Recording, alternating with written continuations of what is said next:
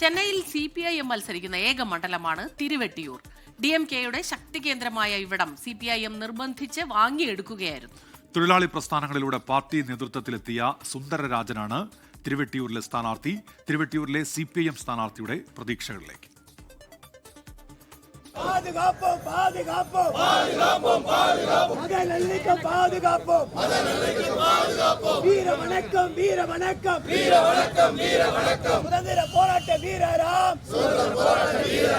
അണ്ണാ DMKയും DMKയും മാറി മാറി വിജയിച്ചു കയറിയ മണ്ഡലം. എന്നാൽ കഴിഞ്ഞ 10 വർഷമായി DMKയുടെ കൈകളിൽ ഭദ്രമാണ് തിരുവെട്ടിയൂർ. 6 സീറ്റുകളെന്ന CPIM ആവശ്യത്തിന് DMK എതിർപ്പറിയിച്ചപ്പോൾ CPIM മുന്നോട്ട് വെച്ച നിബന്ധനയാണ് ഈ മണ്ഡലം. 5 സീറ്റുകളിൽ 1 ചെന്നൈയിൽ തന്നെ വേണം. അങ്ങനെയാണ് തിരുവെട്ടിയൂരിൽ സുന്ദരരാജൻ സ്ഥാനാർത്ഥിയായി എത്തുന്നത്.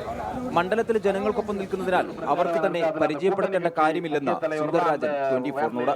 சென்னை மக்களுக்கு ஒரு CPIM MLA வந்தால் அவங்களுக்கு எப்படி மக்களுக்கு சர்வீஸ் பண்ணுவாங்கன்றது ரொம்ப நல்லாவே தெரியும். CPM தேர்தலில் போட்டி போடுறது முதல் முறையாக இருக்கலாம். ஆனால் இந்த பகுதி மக்களுடைய எல்லா அடிப்படை பிரச்சனைகளும் CPM தான் டிமாண்ட் வச்சிருக்கு. DMK നടത്തിയ വികസന പ്രവർത്തനങ്ങൾ തന്നെയാണ് സുന്ദരരാജൻ പ്രചാരണത്തിൽ ഉടനീളം പറയുന്നത്. കരാർ തൊഴിലാളിയായി തുടങ്ങിയ ജീവിതം, തൊഴിലാളി സംഘടനയിലൂടെ രാഷ്ട്രീയ രംഗത്ത് സജീവമായി, പിന്നീട് പാർട്ടിയുടെ മുഴുവൻ സമയ പ്രവർത്തകൻ. തിരുവെട്ടിയൂരിൽ മത്സരം ആദ്യമാണെങ്കിലും ജനങ്ങളുടെ പ്രശ്നങ്ങൾക്കൊപ്പം എന്നും CPIM ഉണ്ടായിരുന്നുവെന്ന് സുന്ദരരാജൻ.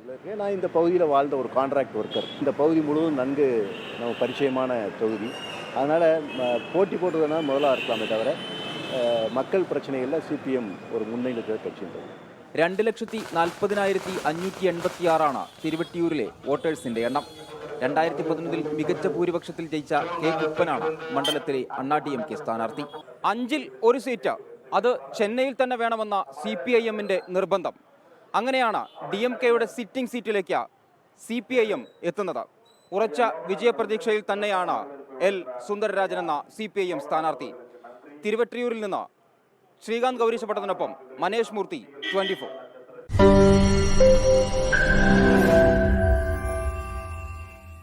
ലോകത്തെവിടെയായാലും ഏത് സമയത്തും 24 വാർത്തകളും ഓഗ്മെന്റഡ് റിയാലിറ്റി പാക്കേജുകളും എക്സ്പ്ലെയിനറുകളും വിശദമായി കാണാൻ ഞങ്ങളുടെ YouTube ചാനൽ നിങ്ങൾക്ക് സബ്സ്ക്രൈബ് ചെയ്യാം.